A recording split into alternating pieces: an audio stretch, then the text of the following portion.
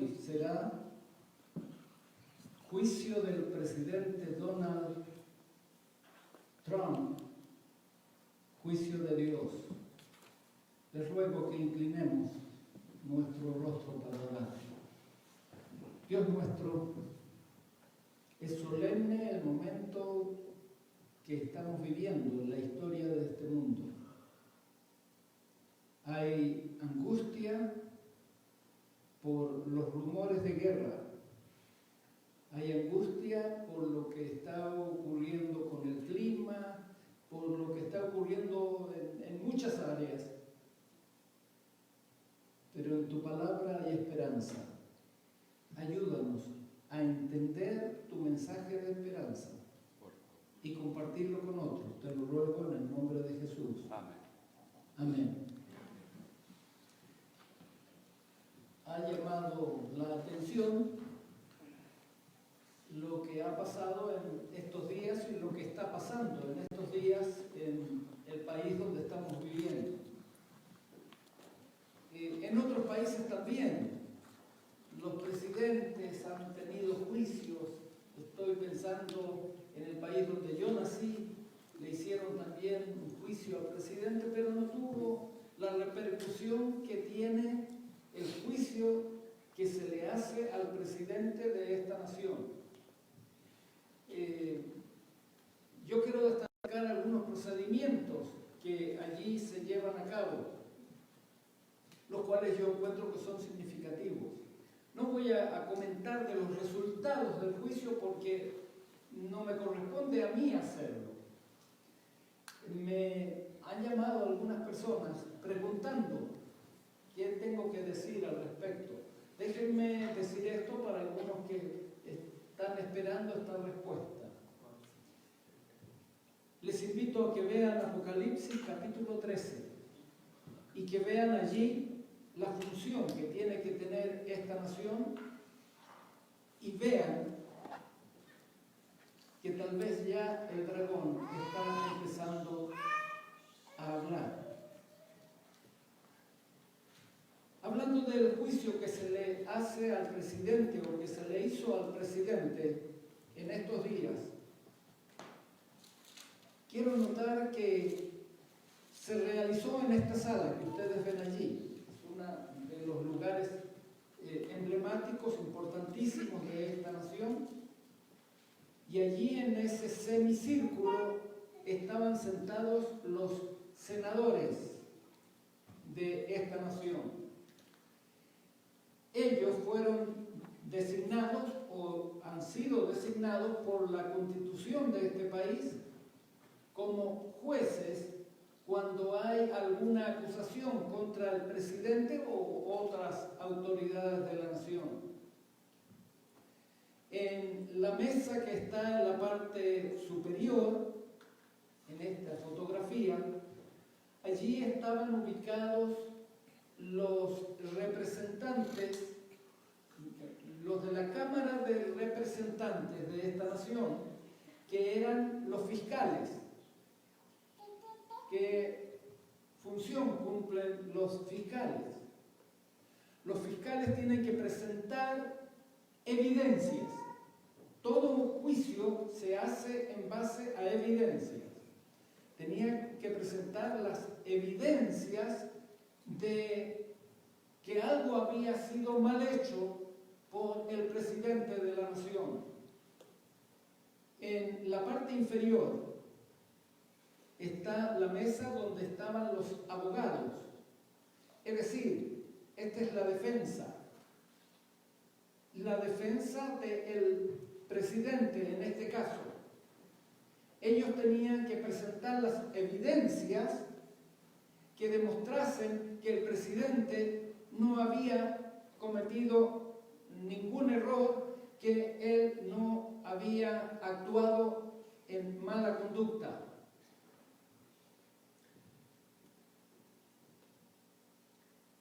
Y ustedes me preguntarán, ¿y el acusado dónde estaba? El acusado estaba haciendo sus actividades. Él no estuvo en ese lugar. Él estuvo ausente. en su juicio. Sin embargo, todo lo que allí se dijo fue apuntando hacia él. En este juicio al presidente, como en todo gobierno, todos invocaron, todos se aferraron a lo que llaman a la Constitución, es decir, el conjunto de leyes que rigen esta nación.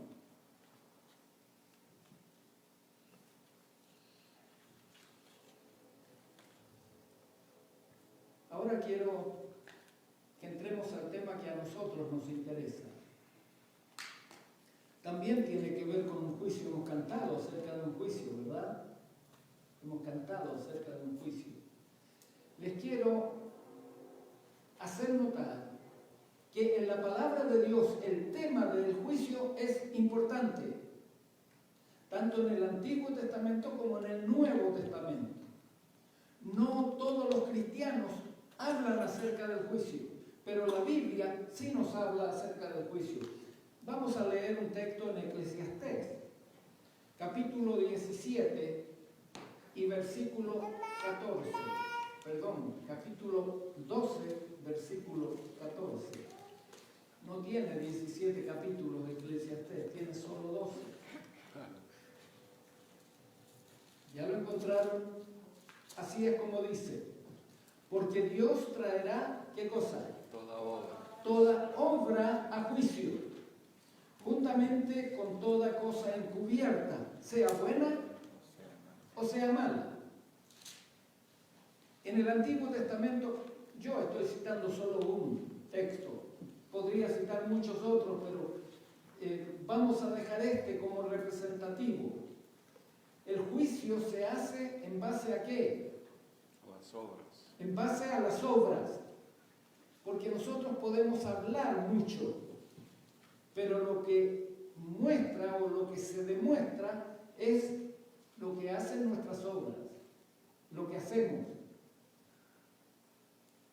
Vamos al Nuevo Testamento, Segunda de Corintios, capítulo 5, versículo 10. En el Nuevo Testamento la misma idea, porque es necesario que algunos de nosotros comparezcamos ante el tribunal de Cristo. Que todos. Por lo menos alguien me está corrigiendo, qué bueno.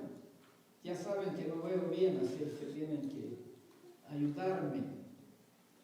Es necesario que todos nosotros comparezcamos ante el tribunal de Cristo, para que cada uno reciba según lo que ha hecho mientras estaba en el cuerpo, sea bueno o sea malo. ¿Se dan cuenta que es la misma idea?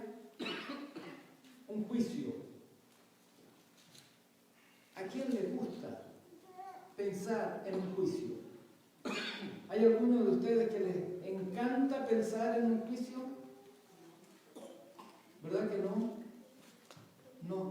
Nos atemoriza el pensar en un juicio.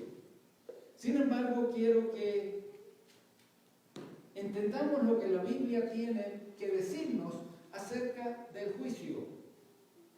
Porque la idea generalizada que tenemos es que nosotros seremos juzgados. Pero ¿habrá algo más que no hemos comprendido completamente? Quisiera hacerles otra pregunta. ¿Qué significa la palabra juicio en la Biblia? En la Biblia hay varios significados. Ustedes ya saben, en más de un tema hemos hablado que las palabras tienen diferentes significados en nuestra vida diaria y también en la Biblia.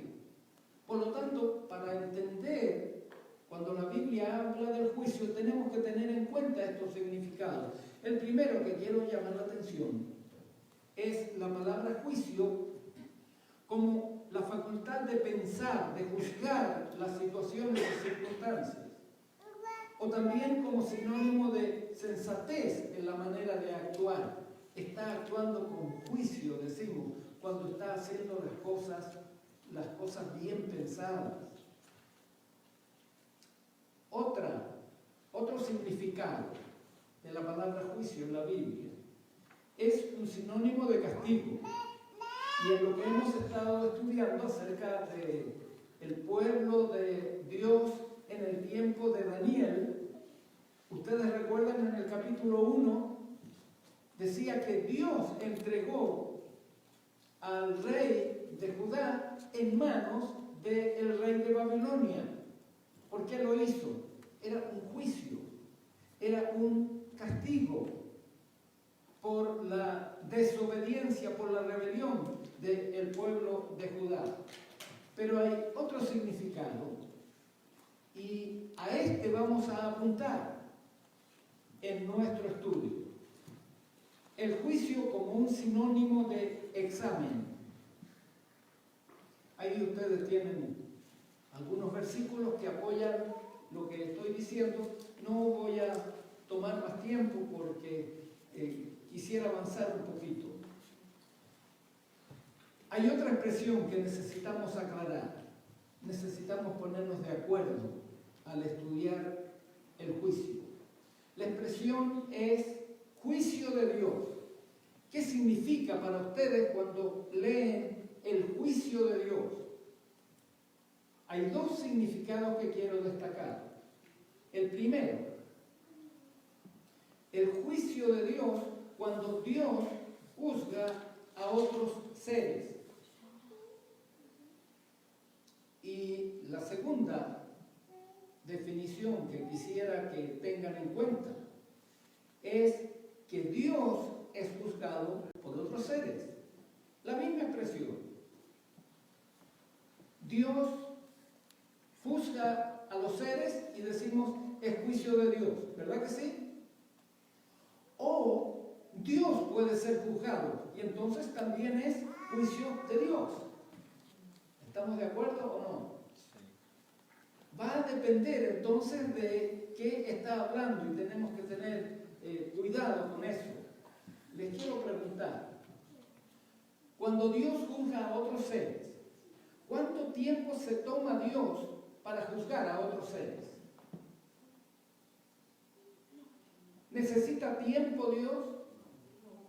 ¿Recuerdan que dijimos que en el juicio se presentan evidencias para que el juez pueda determinar? ¿Sí? ¿Estamos de acuerdo? Eso es un juicio para nosotros. Ahora, Dios necesita tiempo para tener las evidencias y poder juzgar. La mayoría de ustedes están haciendo así su cabeza. Claro, no. ¿Por qué? Porque Dios todo lo sabe, todo lo conoce. En el caso nuestro, por ejemplo, Él conoce nuestros pensamientos, conoce nuestros motivos, Él lo conoce todo. Por lo tanto, Dios puede juzgar en el minuto. Ahora, cuando Dios es juzgado, cuando son otros seres los que tienen que juzgar, les pregunto, ¿los otros seres necesitan tiempo para poder juzgar a Dios? ¿Sí o no? Ahora todas las cabecitas están haciendo este movimiento, ¿cierto? Necesitan encontrar evidencias. Sí, claro, necesitamos tiempo. Miren, un ejemplo, y un ejemplo también que es de actualidad. No sé cuántos escucharon, los que son deportistas estoy seguro que sí, escucharon que cayó un helicóptero donde iba uno de los basquetbolistas más famosos aquí en este país. Y allí murieron varias personas. Murió un matrimonio con su hijita. No solo el deportista con su hijita, sino también murió una mujer que era entrenadora y murió otra madre con una hija. Por lo menos 3 niñas de 13, 14 años, por allí estaban las edades. Y entonces viene la gran pregunta: ¿por qué Dios? Yo vi esa pregunta en muchos comentarios. Niñas de 13 años, ¿por qué Dios? estamos juzgando? A Dios, ¿verdad que sí? Estamos juzgando a Dios. ¿Y es correcto que lo hagamos? A ver. Algunos me dicen que no, otros me miran así, con los ojitos bien abiertos. Hermanos, Dios le ha dado al ser humano libertad para juzgarlo. Pero nosotros necesitamos, ¿qué cosa? Tiempo, porque tenemos que ver evidencias. Necesitamos tiempo para ver esas evidencias. Y entonces podemos recién formular el juicio. Y entonces, lo otro que me llamó la atención, el juicio que se le hizo al presidente de esta nación, es que muy seguido, tanto los fiscales como los defensores citaban juicios anteriores. ¿Algunos de ustedes vieron algo de ese juicio al presidente? Los que vieron algo deben coincidir conmigo, que ellos decían, como se hizo en el juicio al presidente Clinton, como se hizo en el juicio al presidente, y nombraban presidentes hacia atrás. Uno de ellos hasta renunció cuando se le hizo este juicio.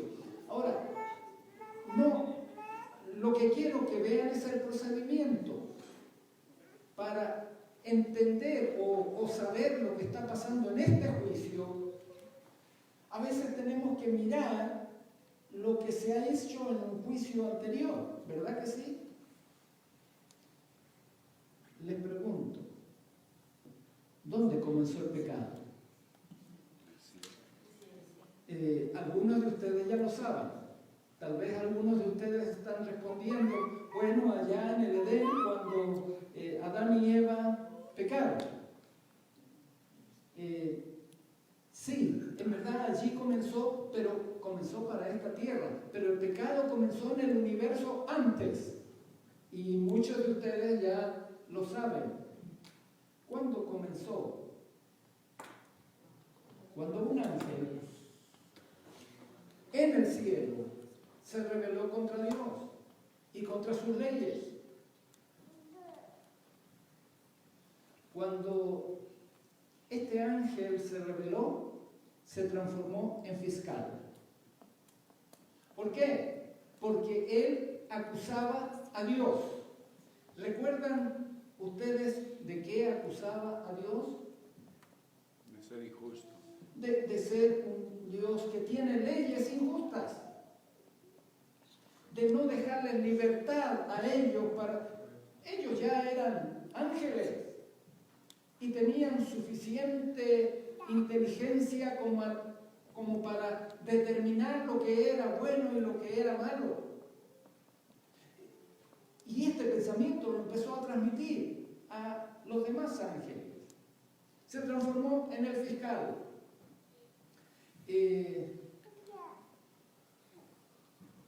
Jesús, cuando estuvo en esta tierra, nos revela un poquito acerca de Él. No tenemos mucha información, pero Jesús reveló algo acerca de Él. Les quiero invitar a que vean lo que dice Juan, capítulo 8, versículo 44. Juan, capítulo 8, versículo 44. Miren lo que dice Jesús acerca de este ángel que se reveló en el cielo. Está hablando con los líderes judíos, con los líderes del pueblo de Dios. Y miren cómo les dice, vosotros sois de vuestro padre el diablo, y los deseos de vuestro padre queréis hacer. Y aquí va a hablar entonces de este padre. Él ha sido, ¿qué cosa? Homicida desde el principio, y no ha permanecido en la verdad, porque no hay verdad en él. Cuando habla mentira, de suyo habla. ¿Por qué? Porque es mentiroso y padre de mentira. Con esto yo puedo sacar una conclusión. Este ángel, cuando empezó a hablar con los demás ángeles en su rebelión contra Dios, sus acusaciones eran verdad o eran mentira. Aquí lo está diciendo Jesús. Y es un testigo al cual nos haría bien aceptar como creíble, ¿verdad que sí? Jesús dice que es mentiroso desde el comienzo. Y Jesús dice que es el padre de mentira. Quisiera también llamar la atención a ustedes que nosotros, los seres humanos, también podemos ser hijos del diablo. ¿Verdad que sí? Porque aquí está diciendo que estos líderes de su iglesia, miren, estos eran los líderes de la iglesia en el tiempo de Jesús. Los líderes de la iglesia tenían como padre al diablo. ¿Por qué tenían como padre al diablo? Porque querían hacer los deseos de su padre. Cuando nosotros hacemos los deseos que no son de Dios, estamos cumpliendo los deseos de quién. Y entonces somos hijos de quién. Nos cuesta decir, ¿eh? No, se sonríen ustedes. Esta es la conclusión que podemos llegar, ¿sí o no? Hermanos, ustedes ven que tenemos evidencias de que hay un líder que es mentiroso, que es homicida desde el principio. Y este pensamiento lo transmitió a muchos ángeles. Y entonces Dios tuvo que juzgarlo. Como Él sabe todas las cosas desde el principio, Él tomó la decisión de hacer qué cosa con él. ¿Recuerdan? Expulsarlo. Sacarlo. Sacarlo del lugar donde él vivía. Y entonces allí la Biblia nos da una idea de lo que pasó. Rápidamente vamos a 2 de Pedro 2:4. Aquí dice: porque si Dios no perdonó a los ángeles que pecaron, sino que arrojándolos al infierno, los entregó a prisiones de oscuridad para ser reservados ¿a qué? Para el juicio. Al juicio. Significa que a estos ángeles, allí en el cielo, fueron echados del cielo, pero reservados en el infierno. Eso es lo que dice la versión Reina Valera 60. ¿Alguien tiene otra versión aquí? En otras versiones dice diferente. ¿Saben por qué? Porque la palabra original allí es la palabra tártaro. Y esa palabra, algunos de ustedes ya saben lo que significa, ¿verdad? Significa abismo. Significa abismo. Por lo tanto, la mejor traducción sería que los arrojó ¿dónde? Los arrojó al abismo y los entregó a prisiones de oscuridad. El abismo son prisiones de oscuridad. No es un lugar donde hay fuego. Creo que todos estamos de acuerdo con eso, ¿verdad? Ahora, ¿para qué los puso en prisión? Para ser reservados al juicio. Para ser reservados al juicio. Dios estaba actuando, pero las criaturas del universo necesitaban tiempo para ver las evidencias. ¿Será que este ángel está actuando mal? Y Dios se toma su tiempo. Solo que lo saca del cielo y lo echa al abismo. Y cuando lo echa al abismo, es para esperar, ¿qué cosa? El juicio. Vamos a leer otro texto para que vean ustedes que se confirma la idea. Judas, capítulo 1, tiene un solo capítulo, versículo 6. Dice allí: y a los ángeles que no guardaron su dignidad, sino que abandonaron su propia morada, los ha guardado bajo oscuridad, en prisiones eternas. ¿Para qué? Para el juicio del gran día. Aquí tenemos entonces la idea de un juicio que se tiene que hacer a quienes, a los ángeles rebeldes. El plan de Dios era que estos ángeles fuesen juzgados y que todo el universo se convenciera de quién estaba en la razón. Dios para echarlos del lugar y destruirlos finalmente, o Satanás, o este ángel que se reveló en el cielo. Y entonces fueron echados del cielo al abismo. En muchas mentes de ángeles en el cielo quedó la pregunta, quedó la gran duda: ¿estaría Dios actuando con justicia? Es decir, ¿estaría Él actuando de acuerdo a su propia ley con los ángeles rebeldes? Porque Dios dice ser amor. Bueno, en verdad, demostrar el amor en el cielo es bien difícil, ¿verdad que sí? ¿Habían pensado en eso?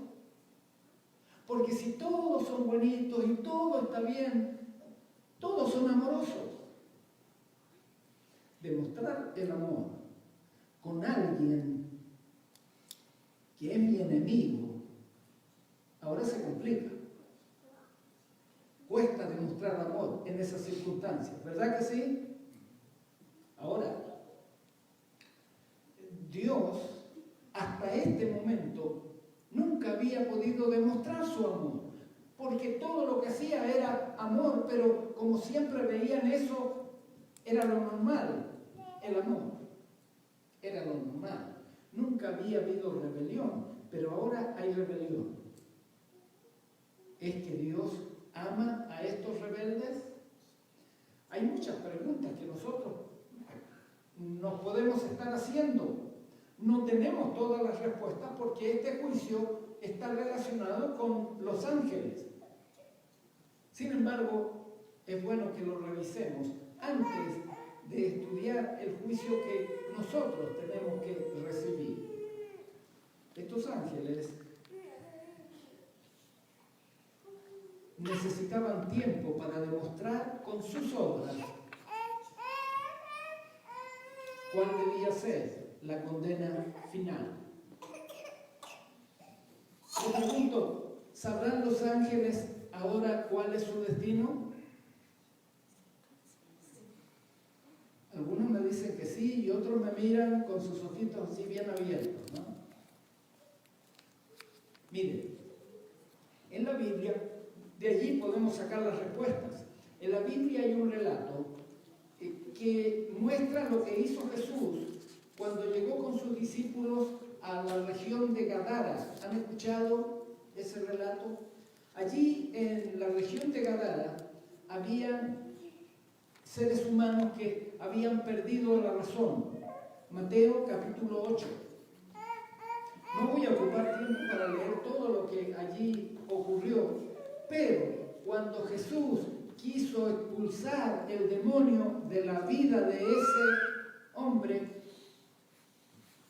¿se dieron cuenta de lo que leyeron en el relato? Que allí dice que no era uno solo. Ah, se están acordando. Legión, dice. Legión. O sea, eran muchos. Cuando Jesús quiso sacar los demonios de este hombre, hay uno que reclamó. Y eso es lo que vamos a leer en el versículo 29. Este que reclamó dijo: ¿qué tienes con nosotros, Jesús, Hijo de Dios? Parece que lo conocía, ¿no? ¿Qué tienes con nosotros? ¿Has venido acá para atormentarnos antes de tiempo? Les pregunto, ¿saben los demonios cuándo va a venir su castigo final? Sí. Ellos saben. Ellos saben. Nosotros no sabemos. Necesitamos tiempo para ver las evidencias. Los ángeles rebeldes sí.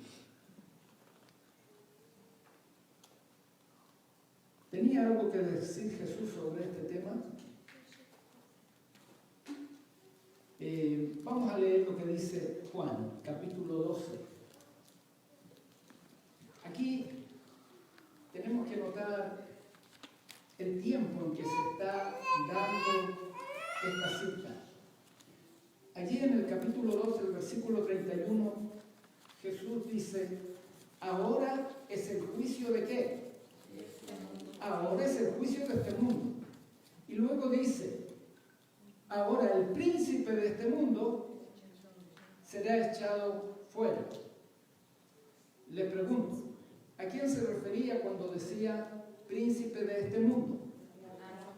Ah, ustedes saben, muy bien. Tal vez por si alguien no lo sabe y nos está mirando, vamos a decir la respuesta que dieron mis hermanos. El príncipe de este mundo es Satanás. Ahora, ¿en qué momento de su ministerio Jesús hizo esta declaración? No tengo tiempo, ese reloj está corriendo demasiado rápido. Pero necesitamos resumirlo, necesitamos verlo. ¿Saben por qué? Porque aquí dice ahora, es la primera palabra, ¿cierto? ¿Qué significa eso? En este momento. Ahora, en el momento en que Jesús está hablando, ahora es el juicio de este mundo. ¿En qué momento estaba viviendo Jesús? Yo se los resumo. Ustedes después lean todo el capítulo 12 y lean el 13 y lean el 14 y lean de ahí para adelante y se van a dar cuenta que Jesús está hablando en los últimos días de su ministerio. En lo último que Él está hablando a sus discípulos antes de su muerte. Por lo tanto, cuando Él dice ahora, se está refiriendo a lo que iba a pasar en la cruz. Vamos a ver si podemos confirmar esto. Pero antes de eso, les quiero preguntar, ¿cómo llegó Satanás a adquirir el título de príncipe de este mundo? ¿Lo saben? Si no les ayudo, sí, algunos de ustedes lo saben. Con su sonrisa me están diciendo que sí. Claro, fue allí cuando en el Edén Adán y Eva le entregaron el señorío que Dios le había dado a ellos, se lo entregaron a Satanás. Cuando se sometieron a Satanás, obedeciendo a Satanás antes que a Dios. Allí él pasó a ser el príncipe de este mundo. Dios hizo a Adán y Eva, o Adán y Eva eran los señores de este mundo. No necesitamos ir a ver lo que dice Génesis, ¿verdad? Vean capítulo 1, versículo 28. Lean todos esos primeros capítulos y van a ver cómo Satanás se adueñó de este mundo y pasó a ser el príncipe de este mundo. Pero recuerden lo que hemos dicho, el universo necesita tiempo para ver las evidencias. Jesús dice, ahora el mundo va a ser juzgado. Leamos el capítulo 14 ahora de Juan y el versículo 30. Allí dice, no hablaré ya mucho con vosotros. Ya he hablado todo lo que necesitaba hablar. No voy a hablar mucho más con vosotros. ¿Por qué? ¿Cuál es la razón? Porque viene el príncipe de este mundo y él nada tiene en mí. ¿Cómo entendemos lo que está diciendo Jesús? Primero, ¿a qué viene el príncipe de este mundo? ¿A qué viene? Ustedes lo saben. ¿A qué estaba viniendo en ese momento Satanás?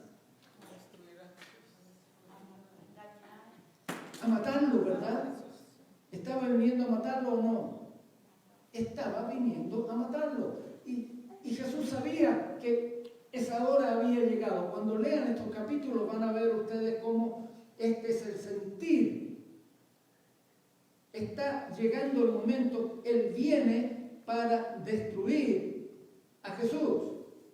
Pero Jesús dice, Él no tiene nada en mí. ¿Tenía derecho Satanás a matarlo? ¿Verdad que no?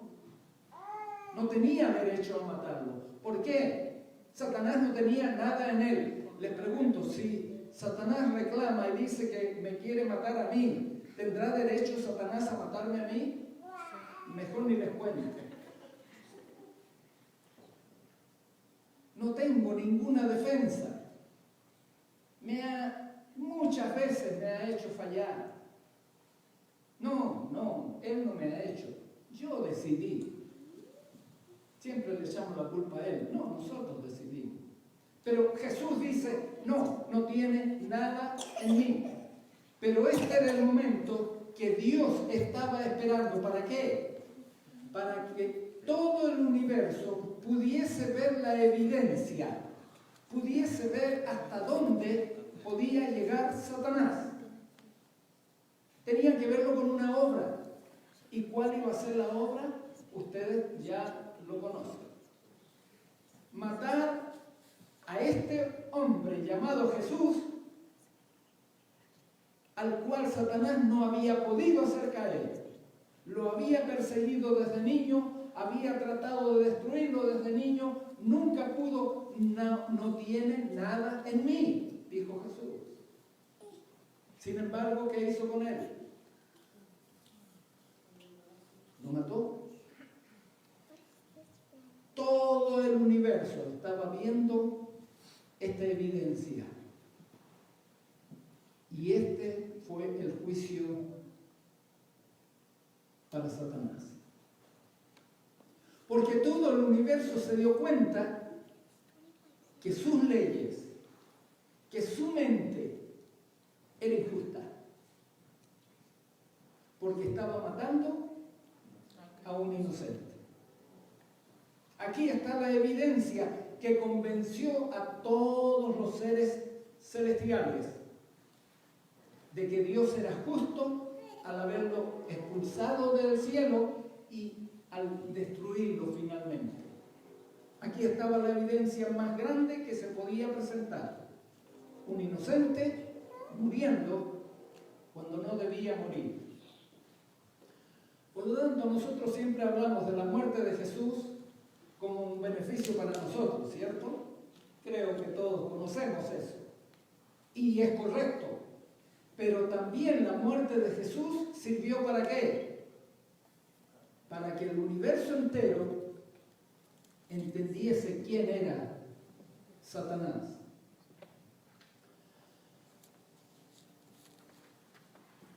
El libro de Colosenses, capítulo 2, versículo 15, tiene una declaración que confirma lo que acabamos de decir. Voy a leer el versículo 14 también, donde dice, anulando el acta de los decretos que había contra nosotros, que nos era contraria, quitándolo del medio y clavándola en la cruz. Noten que aquí no dice que los mandamientos de Dios son clavados en la cruz. Algunos hoy día enseñan eso. Aquí dice que el acta de los decretos que había contra nosotros la quitó y la clavó en la cruz. Y luego dice qué cosa. Y despojando ¿a quién? A los principados. ¿Quién es el príncipe de este mundo? Ya lo dijeron. Y a las potestades que hizo, los exhibió públicamente. Todo el universo, todos los seres humanos pueden ver en la cruz la exhibición de lo que hizo Satanás. Y triunfó sobre ellos, ¿dónde? En la cruz. Esta es la evidencia máxima. La evidencia máxima. Volvamos a Juan. Noten que comenzamos leyendo Juan capítulo 12, leímos otro texto en el capítulo 14, porque tomé los textos que hablan acerca del juicio. Y ahora, capítulo 16. El capítulo 16, el versículo 8 dice, hablando del Espíritu Santo. En el capítulo 14 nos hablaba del Espíritu Santo que iba a ser enviado. Ahora en el capítulo 16 nos dice la obra que iba a cumplir el Espíritu Santo. Y allí dice, cuando Él venga, el Espíritu Santo, convencerá al mundo de qué cosa? De pecado, de justicia y de juicio. Pecado, justicia y juicio. Vamos al versículo 11, porque allí va a explicar qué significa esto de juicio. Y de juicio, ¿por qué? Porque el príncipe de este mundo ha sido ya juzgado. Cuando Jesús murió en la cruz, ¿qué hizo el universo?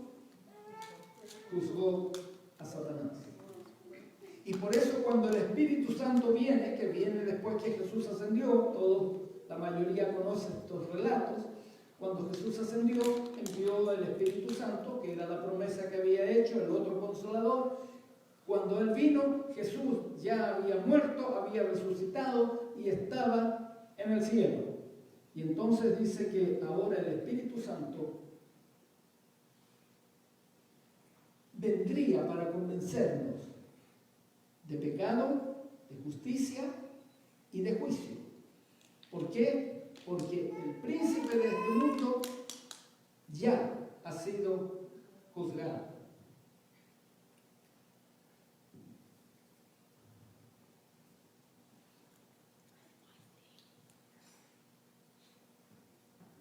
Hay una revelación que pocos conocen. Y digo pocos porque los cristianos somos millones, en diferentes denominaciones, pero somos millones. Y en la mayoría de las iglesias no son muy amigables con el libro de Apocalipsis. El libro de Apocalipsis en verdad es un libro de la revelación de Jesús. Recuerden eso, léanlo en los primeros versículos del capítulo 1. Es la revelación de Jesús. Así es que tenemos que ver qué dice la revelación de Jesús en el último libro de la Biblia. Lo vamos a ver en el capítulo 12.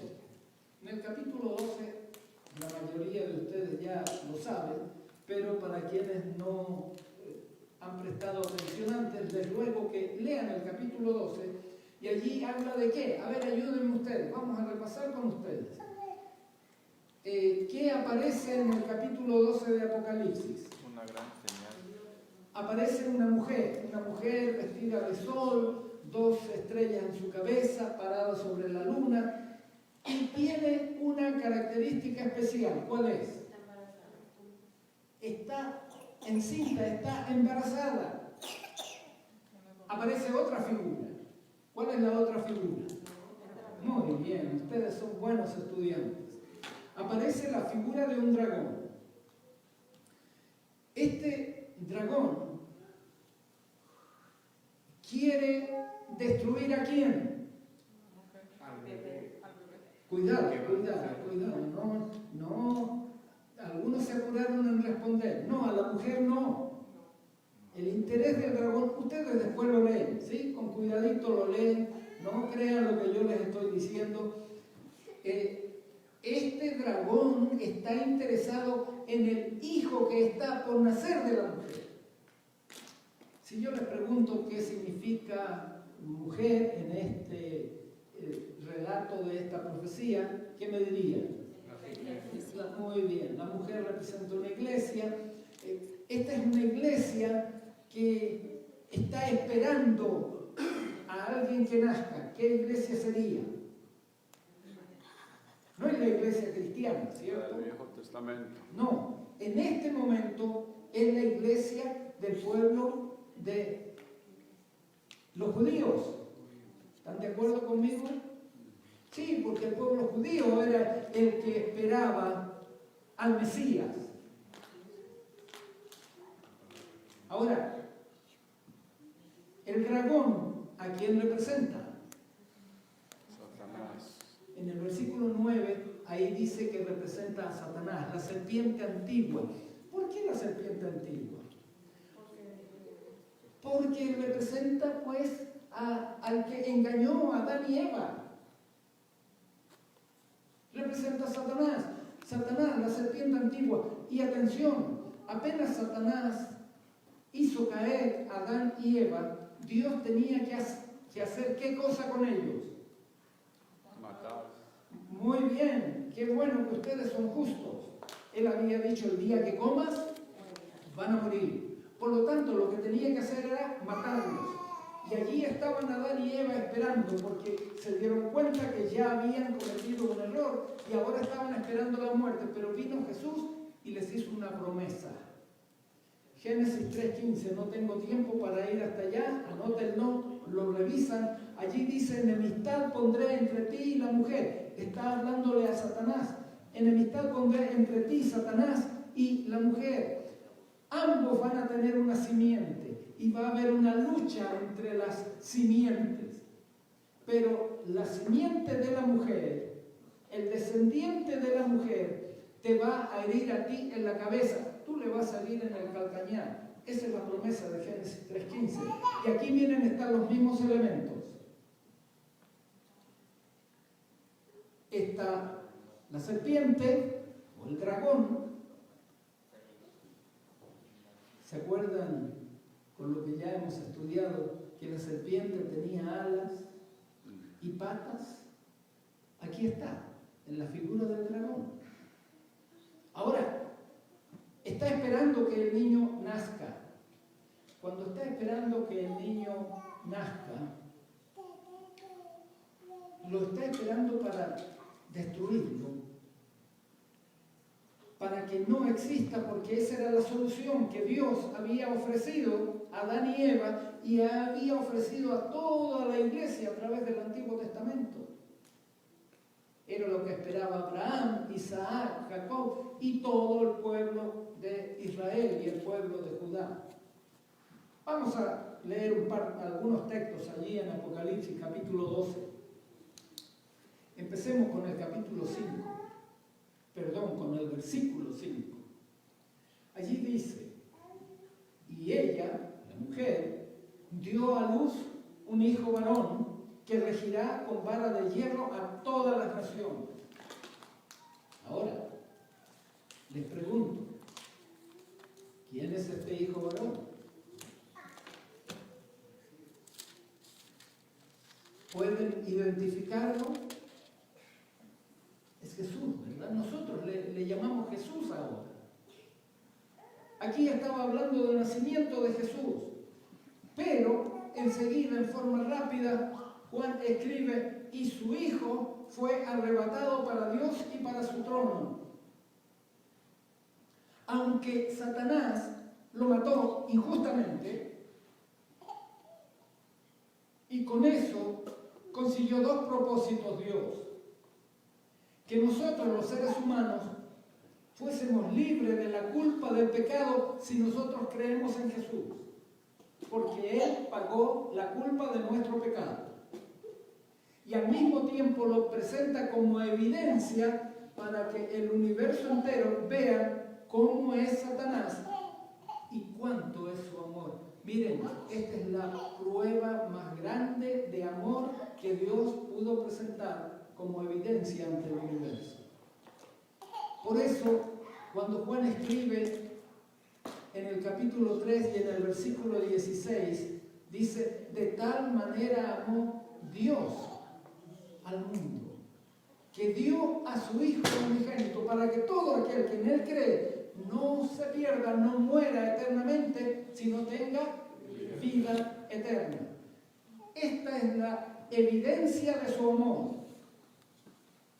Y el cielo la entendió. ¿La estamos entendiendo nosotros? Sigamos leyendo, porque tenemos que saber qué pasó después que Jesús fue arrebatado para el cielo, para su trono. Vamos a leer lo que dice el versículo 7 en adelante. Y después hubo una gran batalla en el cielo. Miguel y sus ángeles luchaban contra el dragón, y luchaba el dragón y sus ángeles. Quiero hacer notar aquí que en esta batalla está luchando un personaje que se llama ¿cómo? Miguel. ¿Qué significa el nombre Miguel? La mayoría de ustedes ya saben que los nombres son importantes a veces. Miguel, quien es como Dios.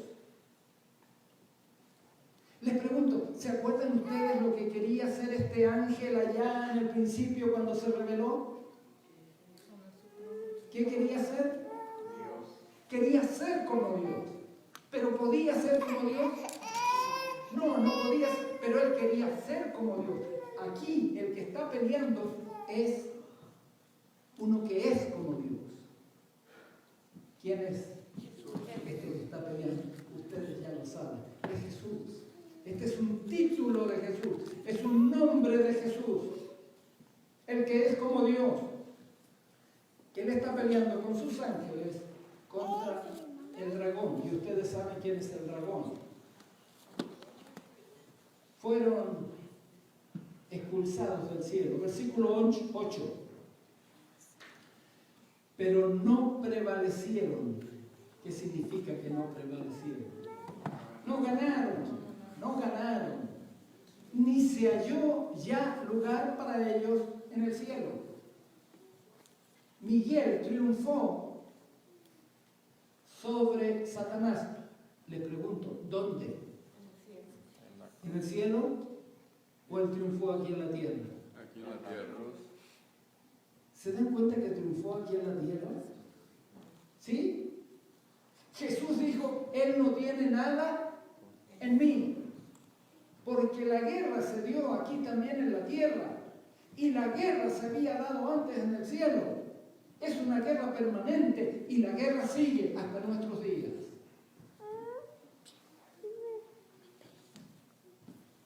Jesús había vencido y en todas las batallas Jesús sale vencedor. Amén.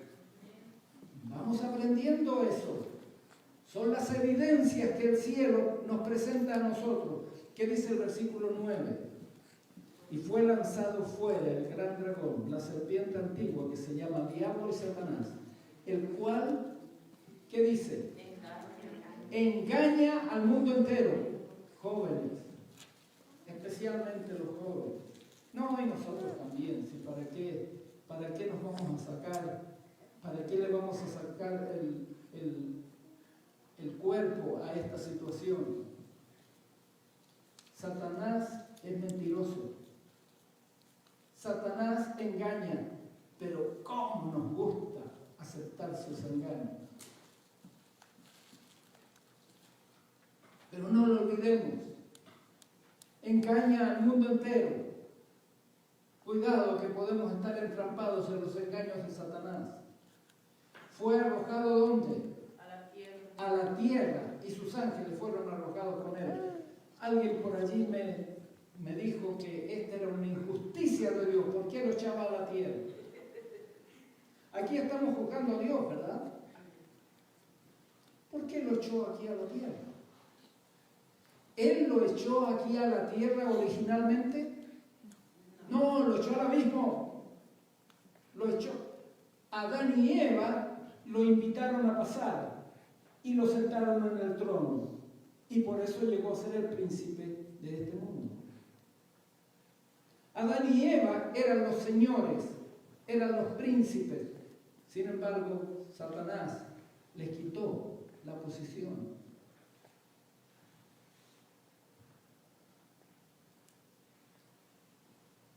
¿Qué efecto tuvo este hecho de haber sido arrojado a la tierra?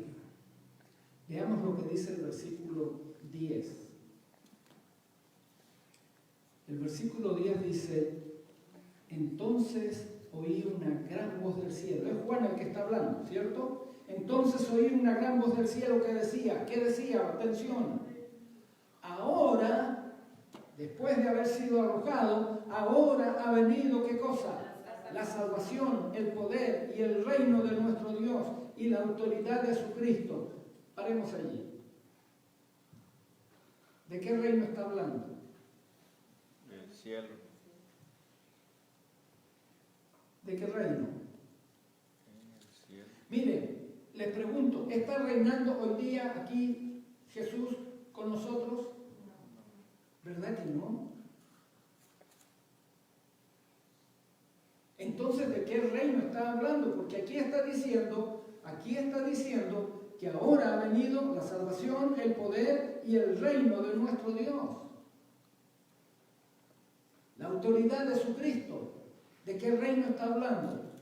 Les voy a dar solo un texto, después ustedes lo van a leer y confirmar si digo lo correcto o no.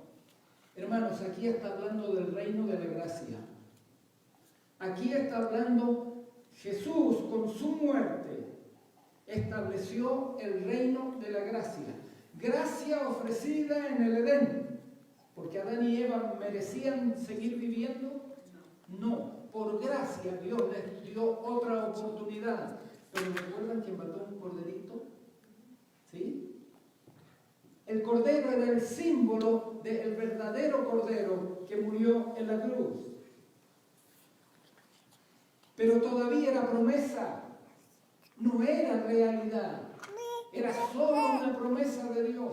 Aquí tenemos otra evidencia. Dios cumple sus promesas. Allí estaba muriendo en la cruz. Y ahora Dios lo resucitó para que fuera y se siente con Él en su trono.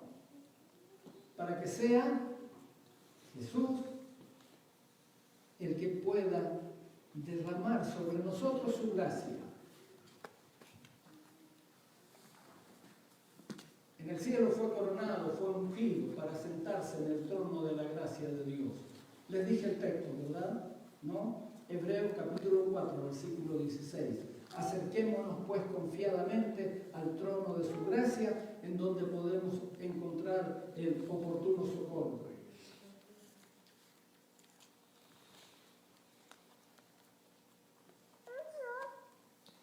Todavía nos falta un poquito más de este versículo. ¿Por qué fue echado Satanás del cielo? Para que pudiese Jesús empezar a trabajar en favor de los seres humanos. Porque ahora Él es nuestro representante. Ahora Él tomó el lugar de príncipe de este mundo, pero todavía no en el trono de gloria, eso va a ser al final. Pero sí como nuestro representante en el trono de la gracia. Y entonces ahora el versículo sigue diciendo que todo esto, la salvación, el poder, el reino de nuestro Dios, la autoridad de su Cristo, es ¿por qué razón? Porque ha sido lanzado fuera, ¿quién? El acusador de nuestros hermanos. El que nos acusaba delante de nuestro Dios día y noche. Yo no sé quién es el que está hablando aquí. No he descubierto quién es el que está hablando. Porque aquí dice que oí una gran voz en el cielo, ¿cierto? No describe quién es. Pero este que está hablando, miren cómo dice, fue lanzado fuera el acusador de nuestros hermanos. ¿Quién fue echado fuera? Satanás. Acusaba a nuestros hermanos, por eso el diablo, el acusador. Ahora, nos acusaba delante de Dios día y noche. Versículo 11. Y ellos, ¿quiénes son estos ellos? Los acusados, ¿cierto? Los acusados, nuestros hermanos. Ellos le han vencido por medio de ¿qué? De la sangre del Cordero. Noten, ¿a quién se refiere aquí? La sangre de Jesús, ¿verdad? Pero también la sangre que fue derramada en los símbolos, los que creyeron en el Cordero de Dios, pero antes solo mataban un animalito. El animalito no los podía salvar, pero su fe en el Cordero que iba a venir les permitió ahora también vencer a Satanás por medio de la sangre del Cordero y ¿por qué más? Y por la palabra del testimonio de ellos, por la vida que ellos estaban llevando. La gente podía ver la evidencia de sus vidas para demostrar que Satanás es un mentiroso, es un homicida.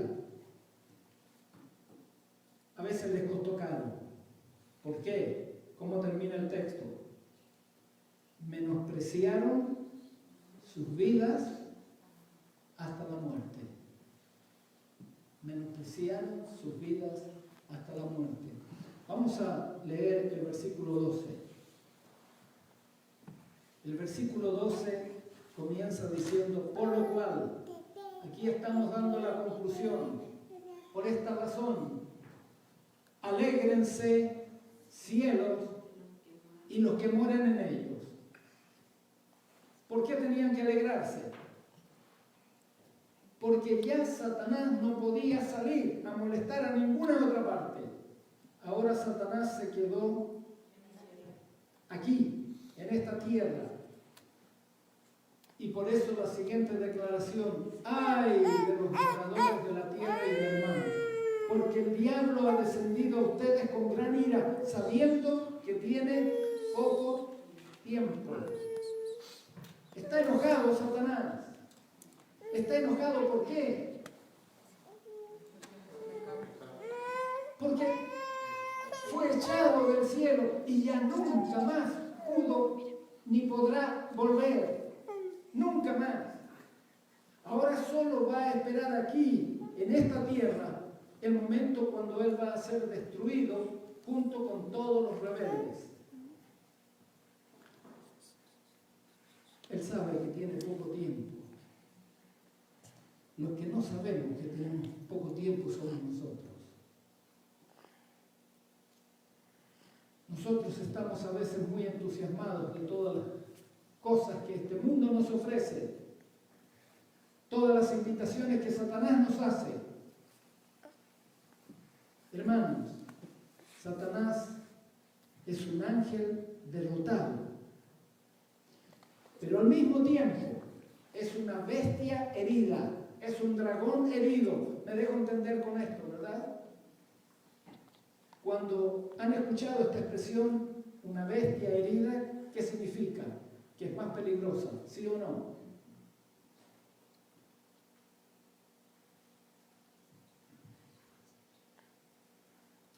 Satanás ya conoce el veredicto final y sabe que el veredicto final es su muerte eterna. Aquí tenemos el primer juicio. ¿Quiénes fueron los jueces en este juicio? ¿Se dieron cuenta? Los seres celestiales. Tuvieron que decidir, tuvieron que elegir quién era el que estaba obrando correctamente. ¿El ángel o Dios? Tuvo que pasar un tiempo para que las evidencias pudiesen ser presentadas. Y cuando las evidencias se presentaron, entonces ellos tomaron la decisión. Hoy día hemos estudiado el primer juicio que nos presenta la Biblia contra el pecado.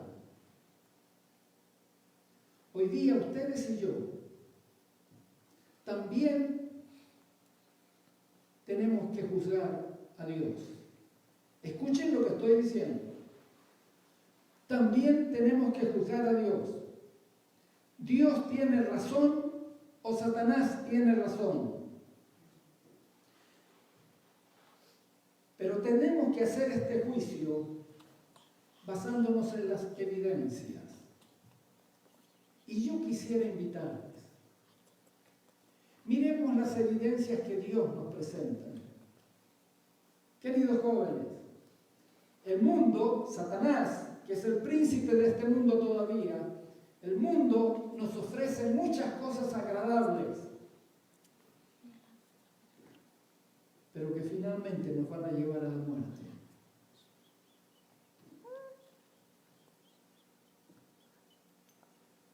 Dios nos ofrece leyes justas. Las evidencias nos muestran que Satanás es injusto, es mentiroso,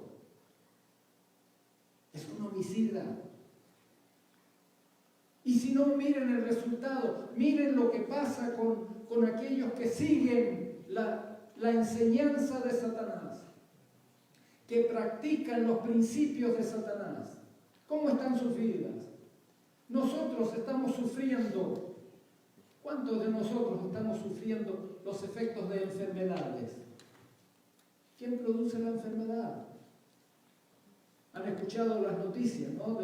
de un virus que tiene asustado a medio mundo. Satanás es el que origina las enfermedades. ¿Cómo? Haciéndonos violar las leyes naturales de Dios. Y de la misma manera, Satanás procura que violemos las leyes morales de Dios.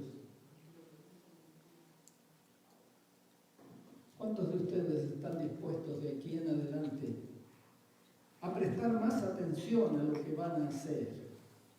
A compararlo con lo que dice Dios. Porque Satanás nos presenta cuadros muy bonitos, pero su final es un cuadro amargo. Yo les invito a tomar su Biblia y a buscar en la palabra de Dios cuál es el camino que debemos seguir y a mirar las evidencias. Miren a la cruz del Calvario y miren allí lo que es capaz de hacer Satanás. ¿Ustedes creen que si lo hizo con Jesús, no lo puede hacer con ustedes? ¿A quién le vamos a dar la razón? ¿A Dios o a Satanás? Que el cielo nos ayude para escoger hacer la voluntad de Dios. Es mi oración. Dios nuestro, gracias por las evidencias que nos has dejado. Tenemos que hacer un juicio para determinar quién está en lo correcto, si tú o Satanás. Por todas las evidencias, yo reconozco que tú eres justo y decido entregar mi vida a ti para que tú la dirijas.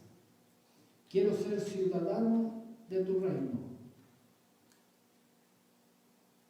Voy a pedirte también, oh Dios, que tú respondas la petición que está haciendo cada persona en este lugar o las personas que nos están mirando.